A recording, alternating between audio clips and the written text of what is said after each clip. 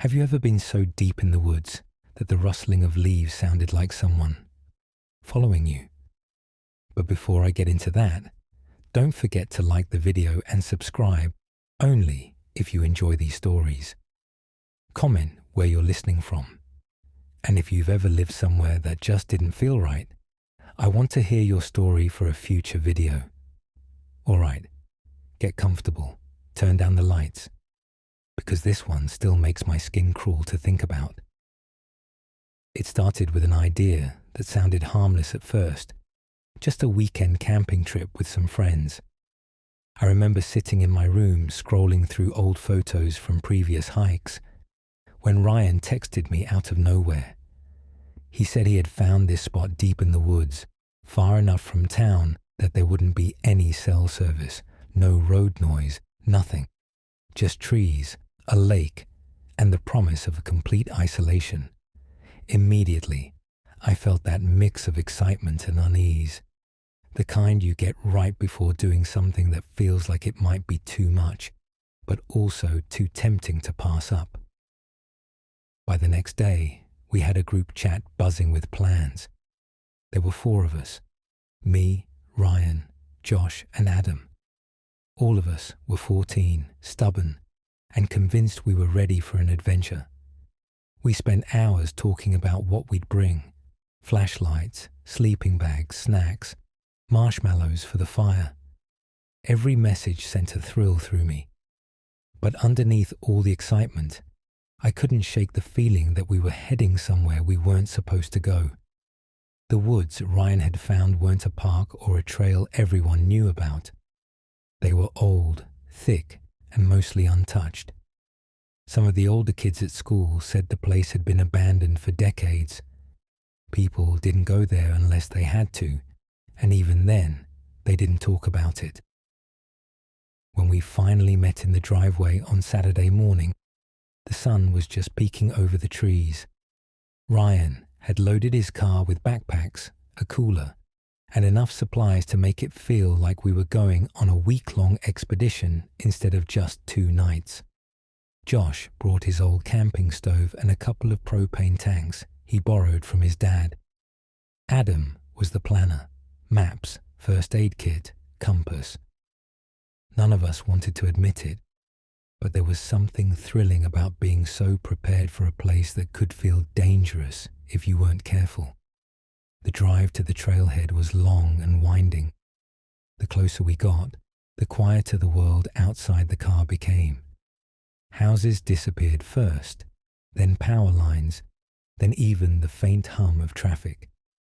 It was just us, the road, and the trees stretching endlessly in every direction. My stomach twisted with anticipation and something else I couldn't name. It wasn't fear, not yet, but a warning, subtle and quiet, like the forest itself was breathing around us, watching. When we finally pulled over at the edge of the dirt path Ryan had mentioned, we all got out at once. The air was cooler here, heavy with the smell of damp leaves and soil. We could hear birds somewhere in the canopy above, but their calls were muffled, distant. The forest seemed enormous, stretching taller and darker than anything I had seen before. I remember thinking about how easy it would be to get lost out here, how quickly a fun little trip could turn into something else entirely if we weren't careful. But that thought didn't stop me. None of us talked about it, not really. We unloaded our packs, slung our backpacks over our shoulders, and started down the trail. Every step we took felt like leaving the world we knew behind. The path was narrow, tangled with roots and moss, and the deeper we went, the quieter it got. Cell phones already had no signal. For the first time in a long time, I felt completely cut off. And honestly, part of me loved it. We joked about ghosts and woods monsters like every kid does, laughing and pushing each other along the trail. But even with the laughter, a small, nagging part of me kept glancing over my shoulder, half expecting to see something or someone just beyond the trees. Something about the forest felt alive in a way that wasn't just animals. It felt aware. That was the start of it, though none of us knew it yet. That first step into the woods, leaving the road and the world behind, was the first step into something we'd never forget. Something that would make the rest of our lives feel smaller, quieter, and a little less safe. By the time we reached the clearing Ryan had described, the sun was starting to dip behind the trees, casting long shadows across the ground. At first glance, the spot looked perfect. A small flat area near the edge of a pond, with tall pines lining the perimeter, their needles whispering in the slight evening breeze. We dropped our backpacks with relief, stretching sore legs from the hike, and started unpacking our gear. There was an immediate, strange quiet. Not the kind of quiet you get in the woods when the animals are asleep, or when the wind dies down for a moment. This was heavier, almost thick, like the forest was holding its breath, watching us. Normally, even at dusk, you'd hear frogs croaking by the water, birds calling to each other, the occasional rustle of a squirrel in the underbrush. But here, the silence pressed in from all sides. Every sound we made seemed amplified, the clink of a water bottle, the zipper of a backpack, our own breathing. We set up the tents as fast as we could, trying to ignore the feeling that the forest wasn't as empty as it seemed. Ryan claimed the largest tent and insisted I take the smaller one with Adam. Josh wandered to the edge of the clearing to inspect the pond, throwing small stones into the water to break the stillness. Each splash echoed unnaturally loud, startling us every time. I caught myself glancing at the tree line, half expecting to see eyes watching us from the darkness. As the sun disappeared completely, leaving the sky painted in streaks of orange and purple, the forest changed. Shadows stretched unnaturally long, and every movement in the underbrush seemed deliberate, as if the trees themselves were shifting just enough to let someone or something peek at us. Adam tried to lighten the mood, making jokes about camping spirits and ghosts in the pines, but even his laughter sounded hollow. I noticed Josh had stopped tossing stones into the pond. He was staring into the trees on the far side, his face pale, and I realized I felt the same way. The first fire was a struggle. Twigs and dry leaves crackled, sending sharp pops into the quiet. Once it was finally lit, the orange glow gave us a small circle of comfort, but beyond it, the forest remained pitch black and motionless. I tried to convince myself we were imagining things. Maybe it was just because the woods were so deep and untouched that everything seemed muted. Maybe the animals had simply hidden when they sensed us coming. But something in the air felt different, like this forest had rules we didn't know. We cooked a quick dinner over the fire, the aroma of roasting hot dogs and marshmallows offering some sense of normalcy. Still, none of us spoke much beyond the occasional comment about how beautiful the pond looked or how tall the trees were. Every crack of a branch, every whisper of wind through the needles made me flinch. At one point, I thought I saw movement at the edge of the clearing, just a shadow slipping between the trees. But when I pointed it out, the others said they hadn't seen anything. Maybe they hadn't. Maybe I had. As darkness fell fully, we lay back on our sleeping bags, staring up at the sky through the thin gaps in the canopy. The stars were bright, piercing through the black, and yet, despite the beauty, I felt exposed. The forest around us was no longer just a backdrop. It was a presence, watching, waiting. I tried to focus on the laughter of my friends, the warmth of the fire, but the quiet kept pressing in.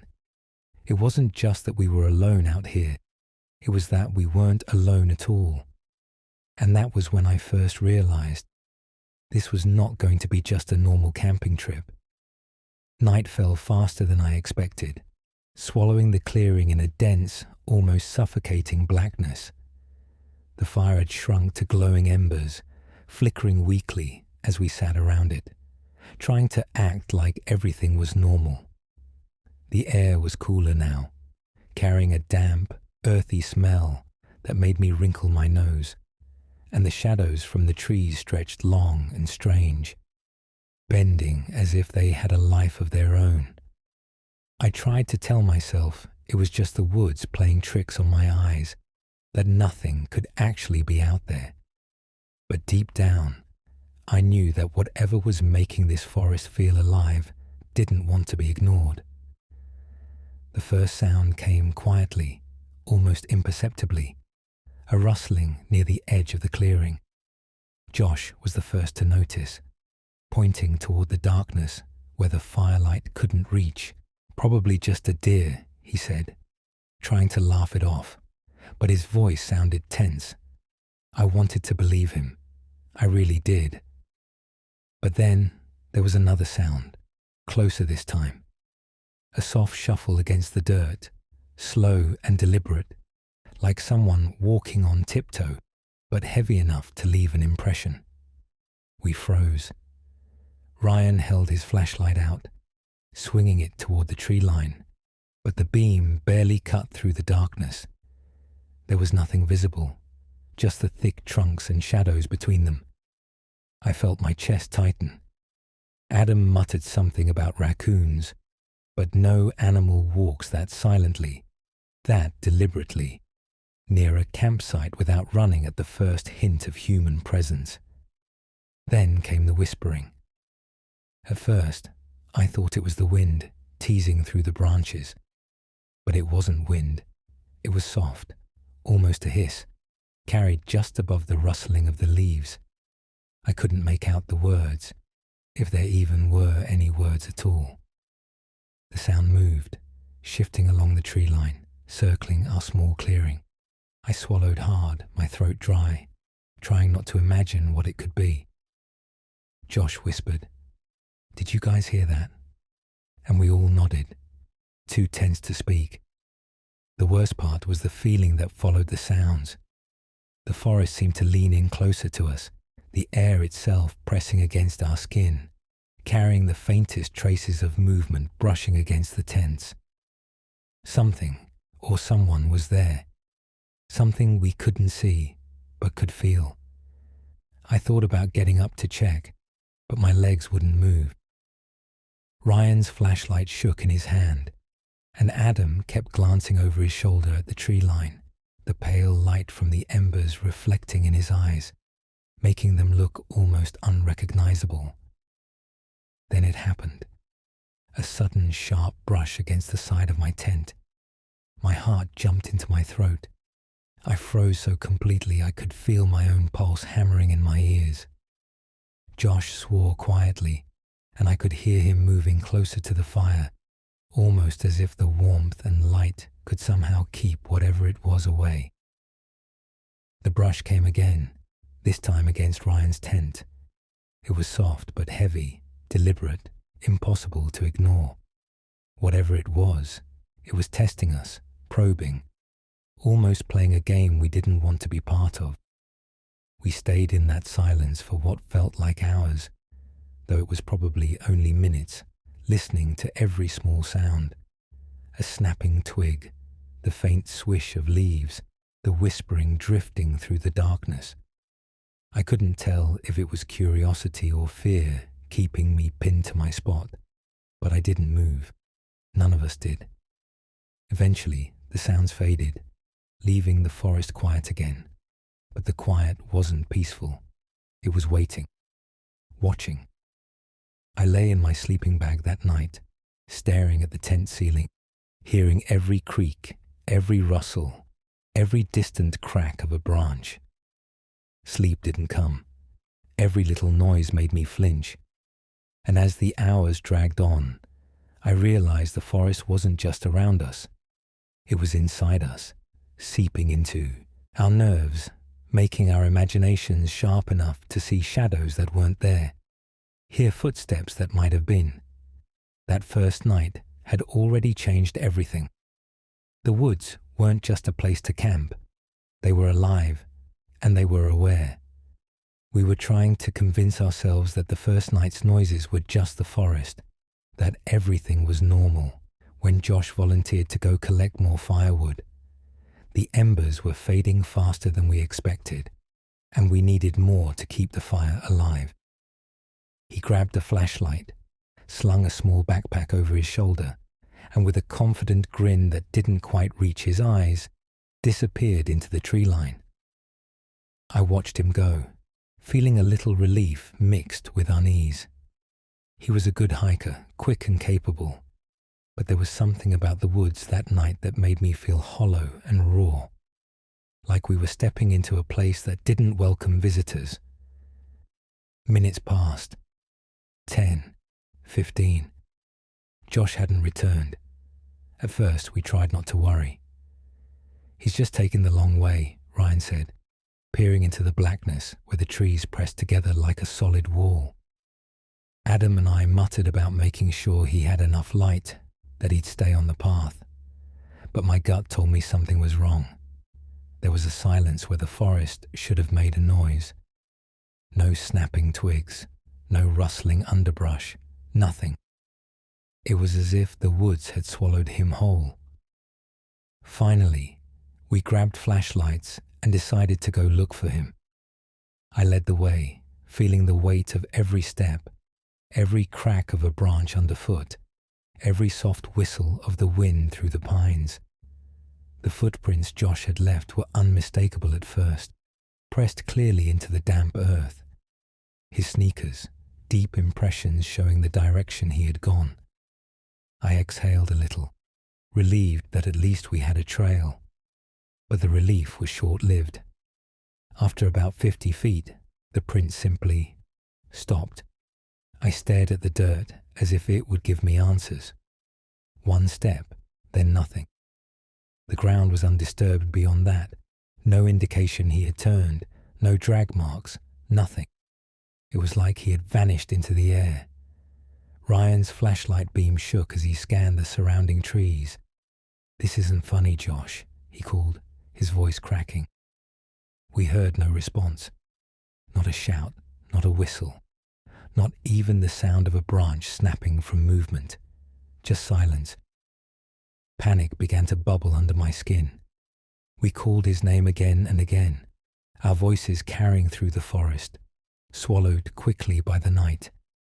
Every shadow seemed to stretch toward us. Every wind gust sounded like a whisper.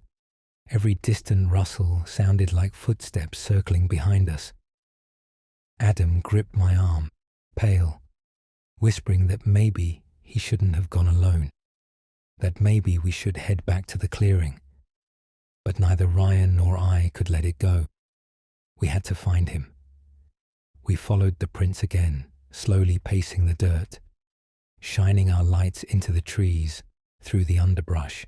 Branches scraped against our arms and legs as we pushed forward, but there was no sign of him. Every step made my stomach churn with dread, a tight knot of fear I hadn't felt before. Then Ryan stopped, holding his flashlight to the ground, pointing. The footprints started again, only they were wrong, squashed and twisted, as if something had stepped over them, something heavy and deliberate, something that didn't belong. They led straight into a thicket of brambles and then disappeared entirely. I swallowed hard, my throat dry. I wanted to tell myself Josh had doubled back, had gone in another direction, that we were just overreacting. But the air felt too thick, too quiet. I could feel the forest watching, like it had noticed we were searching for him, and it wasn't pleased. My hands shook as I turned back toward the clearing, calling his name one last time. The silence answered. When we finally returned, the embers in the fire had almost died completely. Josh was gone, as if the woods had claimed him without a sound. None of us slept that night, too aware of every shadow, every distant crack, every whisper of wind. And in the morning, when the sun rose weakly through the trees, we found the first true hint of what we were dealing with. Footprints that led nowhere. We tried to tell ourselves that what we were seeing was just our imagination, the forest playing tricks after a long night of panic and fear. But when the morning light filtered weakly through the trees, there was no ignoring it. Our campsite was different than we had left it. Small things at first. Ryan's backpack was no longer leaning against his tent, but lying flat on the ground, a little dirt smeared across it. Adam's water bottle had rolled away from the fire pit, and the flap of my tent was slightly torn, as if someone or something had brushed against it. The air felt colder, heavier, as if the woods themselves were pressing in, waiting for us to notice. We didn't speak at first, just stood there scanning the clearing. The firewood Josh had collected was scattered haphazardly, not where he'd left it. I bent down, touching a piece of wood that had been part of a neat pile last night, and it felt like it had been moved with purpose. Someone had been here, moving our things while we slept, or pretending to sleep. My heart began to pound in my chest, a deep rhythmic hammering that matched the rising panic in my stomach. Then I noticed the rope. It was small, thin, and frayed at the ends, and it had been tied into a strange pattern on the ground near the fire pit. It wasn't a circle, not a triangle, not any symbol I recognized. The rope lay flat, almost like it had been arranged deliberately to send a message, or maybe to mark territory. I knelt closer, shining my flashlight on it, trying to make sense of the angles and knots, but the pattern felt wrong, alien. Ryan came over, crouched beside me, and whispered, Who would do this?" His voice trembled, even though he tried to sound steady. None of us had any idea. Then we noticed more subtle changes. Our backpacks were slightly unzipped, as if someone had searched through them and decided not to take anything. Adam's compass was missing, though he swore he had packed it carefully. Even the cooler had been nudged to the edge of the clearing, the lid slightly askew. It wasn't messy in a random way. Everything had been moved with a purpose, with intent. It felt deliberate, like we were being watched and studied, like someone or something was playing a game we didn't understand. The worst was the tents. Our carefully pitched shelters were disturbed. Zippers half open, the flaps slightly bent, sleeping bags shoved toward the edge. I ran my hands over the nylon, feeling the creases that weren't there last night, the indentations that didn't belong. Someone had been inside our tents, close enough to touch us while we slept. The thought made my stomach drop, a cold pit of fear spreading through me. Every noise, every shadow, every gust of wind became unbearable after that. We argued briefly, whispers turning to low voices filled with fear and confusion. Maybe it was another camper.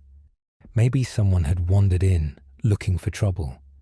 But the woods were miles from any road, far from any town. No one should have been here. And yet, the signs were undeniable. Our stuff had been moved. Someone had been close enough to disturb us, close enough to let us know they were there. I remember standing by the fire pit, looking down at that rope, feeling a chill that had nothing to do with the morning air. Whoever or whatever was out here, it wasn't going to leave us alone.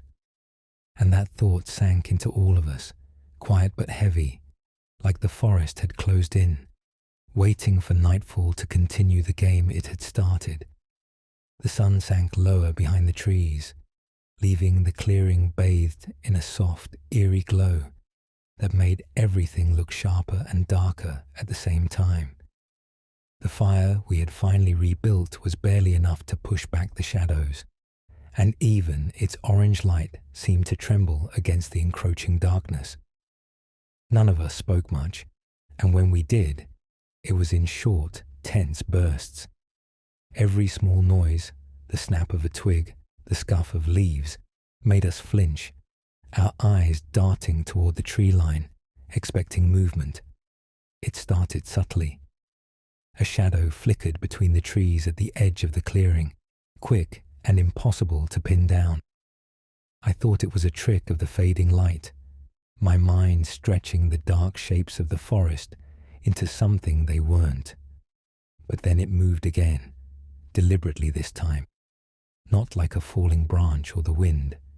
It darted from one tree to another, always just at the periphery of our vision, never fully revealed. I froze, feeling my pulse spike as my stomach clenched with unease. Did anyone else see that? I whispered, my voice barely audible. Ryan and Adam nodded, both pale and tense.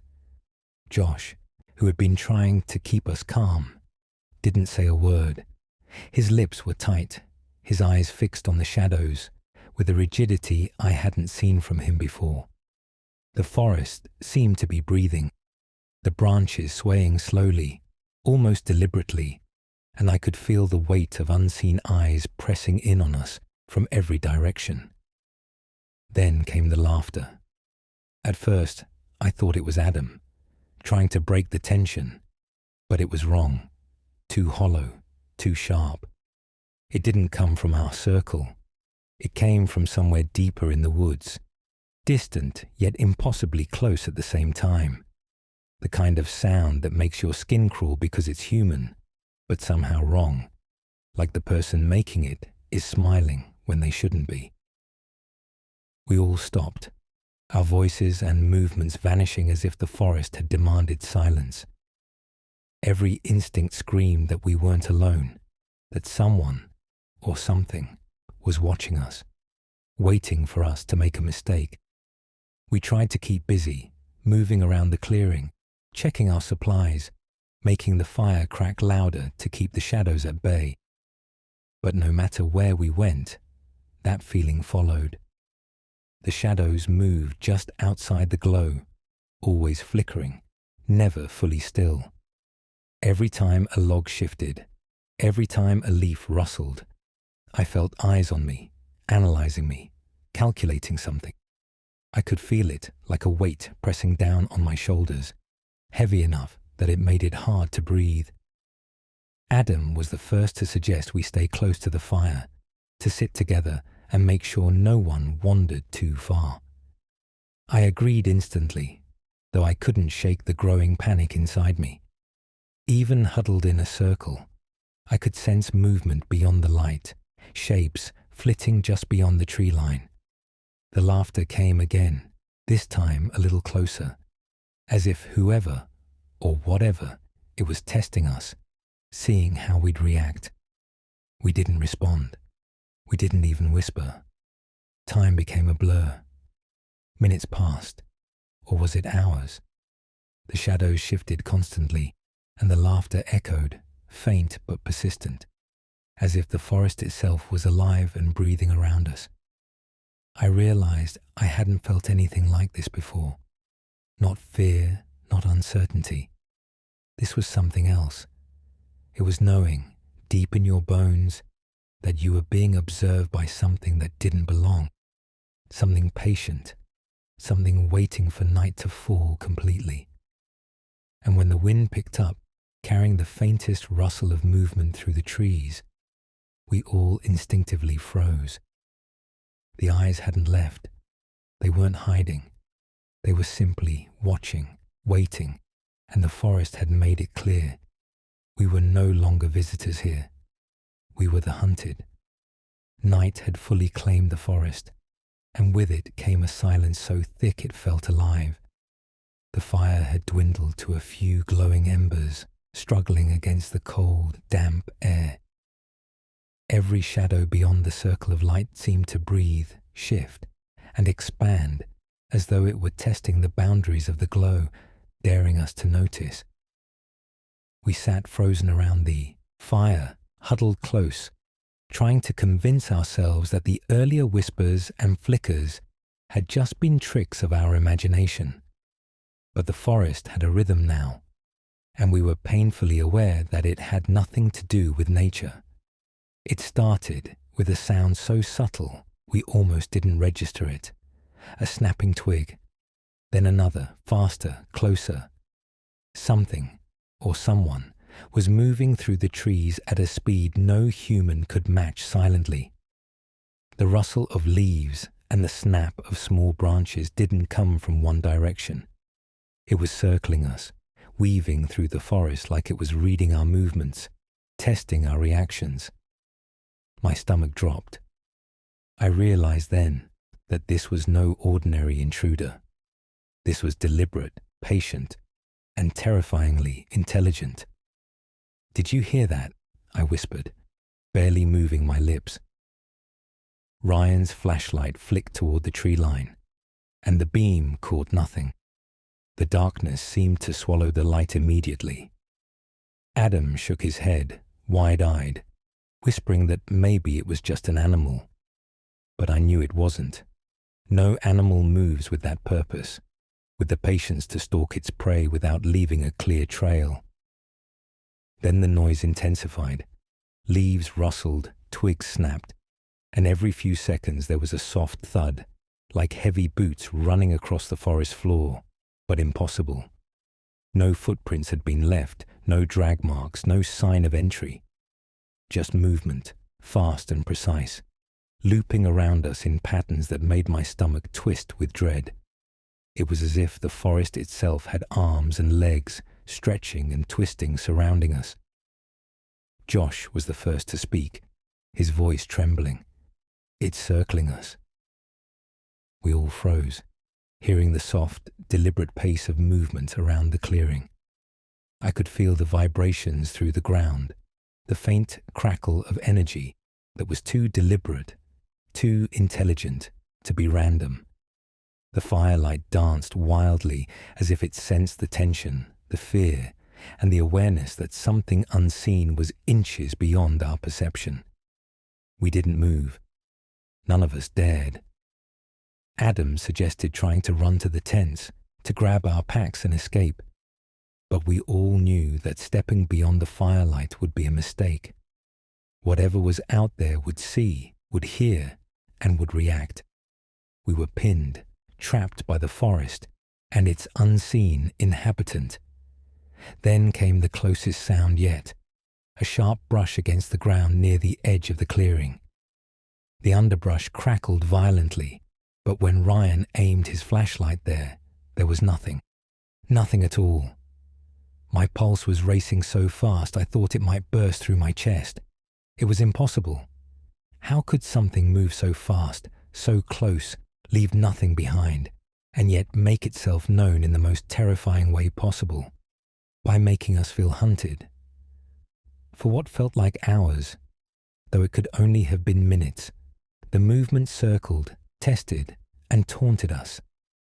Every snap of a branch, every shift in the air, every distant rustle was a reminder that we were not alone. And when the noises finally began to fade into a tense, oppressive silence, it wasn't relief I felt. It was the knowledge that the chase wasn't over. Whoever, or whatever, was out there was patient. It was waiting. And it had learned something about us. The forest had grown darker than I ever thought possible, the fire struggling to push back the shadows, as if it were just a small candle trying to hold off the night itself. Every flicker of light seemed to exaggerate the shapes of the trees, stretching their trunks into grotesque figures that swayed in rhythm with the wind, or maybe something else entirely. We sat huddled in a tight circle, the fire our only barrier against whatever had been circling us, our nerves raw and every instinct screaming that we weren't alone. It was Ryan who saw it first. He froze mid-sentence, his flashlight shaking in his hand, the beam catching on something just beyond the firelight. "Do you see that?" he whispered, his voice low, almost breaking. I followed the direction of his gaze and immediately felt my stomach drop. There, standing at the edge of the glow, was a figure, tall, unmoving, completely silent. I blinked, thinking my eyes were playing tricks on me. Shadows shift and stretch in the firelight, I told myself. But it didn't move, didn't sway with the wind. It was rigid, impossibly still, and the darkness behind it made it impossible to tell where it ended or began. Its shape was human-like but wrong, too tall, too thin in some places, the proportions off.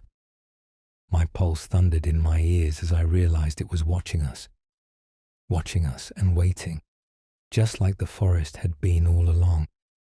Adam whispered, barely audible, It's just watching."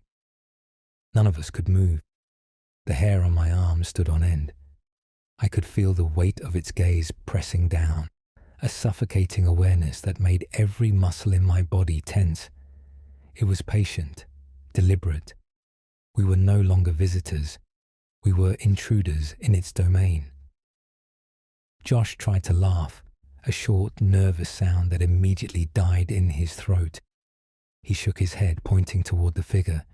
It's not moving. Are we imagining this?" But we all knew the truth. None of us had seen or heard anything move the way it had tonight. The way the forest had reacted, the rope, the circling, the stalking. It was real, and now we had a face, or at least a form to it. For what felt like hours, we sat frozen, neither the fire nor our flashlights daring to grow. The figure didn't advance, didn't retreat. It just stood there watching silently. Every rustle of leaves, every creak of a branch made me flinch, expecting it to move closer at any second. I realized then that it didn't have to move. Its presence alone was enough to make the forest alive, to make us feel helpless, to make our skin crawl with fear. Finally, Ryan whispered that we should try to get inside our tents, but moving even a few steps toward safety felt like an eternity. I could feel the eyes following every motion, a weight that seemed to press against my chest, my limbs frozen. Even when we crouched low and moved inch by inch, the figure didn't flinch. It didn't acknowledge us. It simply waited, unmoving, like it had all the time in the world, and we had none. I remember thinking in that moment, as the fire sputtered and the shadows lengthened, that nothing in the woods had ever been truly alive. Or if it had, it wasn't anymore. Something else had taken its place. And whatever it was, it didn't need to move to terrify us. It didn't need to speak or touch us. Its silence, its presence, its sheer watchfulness was enough to make every second feel like an eternity. By the time the fire finally died down to a faint glow, the figure had not moved. It had not left, and neither had the forest's eyes. By the time we realized we couldn't just sit and wait for dawn, the fire had burned down to nothing more than grey ashes. The figure at the edge of the clearing had vanished, or maybe it had been swallowed by the darkness, blending with the shadows so perfectly that we couldn't tell. Either way, the feeling of being watched hadn't gone anywhere. Every rustle, every faint snap of a twig, every shift of the leaves made my heart jump. It was time to move, even though I knew in my gut that moving might be the worst mistake we could make. "Let's just get out of here," Josh whispered, voice cracking. We all nodded, too terrified to argue, and grabbed our flashlights and backpacks. I led the way, trying to remember the path we had used to get to the clearing earlier in the day, but the forest looked completely different at night. Trees that had seemed familiar now towered over us, black and alien. Shadows moved in ways they hadn't before, stretching unnaturally and merging into shapes that made me flinch with every step. We walked quickly, whispering our positions to each other. But the forest seemed to shift as we moved. Every trail we thought we recognized turned into a dead end. Every clearing we hoped to reach seemed to vanish behind another wall of trees. It was as if the woods themselves were guiding us, herding us deeper into their grasp. Every time I tried to pick a direction, my mind screamed that we were going the wrong way, but there was no other option. The darkness pressed in from every side, the night alive with sounds we couldn't identify. Then came the noises, soft at first, distant, then louder and closer. Footsteps, no too irregular, almost gliding over the leaves, circling us. A low whisper followed, weaving through the trees in a way that made it impossible to tell where it came from. I tried to call out, but the sound of my own voice seemed swallowed instantly, leaving only the echo of our panic. We froze for a moment, listening, trying to catch a direction, a clue, but the noises moved with us, keeping pace, shifting around us in the darkness. The trails didn't make sense. Branches bent in unnatural ways.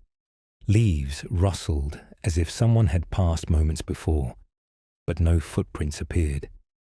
Every path we took looped back toward the clearing, or led to dense thickets that stopped us dead. I felt a cold sweat running down my back, my stomach twisting. The forest wasn't just dark, it was alive, and it was playing with us, herding us, guiding us towards something we couldn't see.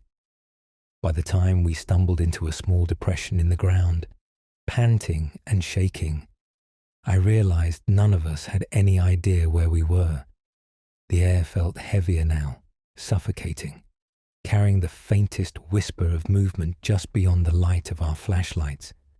We huddled together, listening to every rustle, every distant footstep, every unnatural creak of the branches overhead. The forest had made it clear.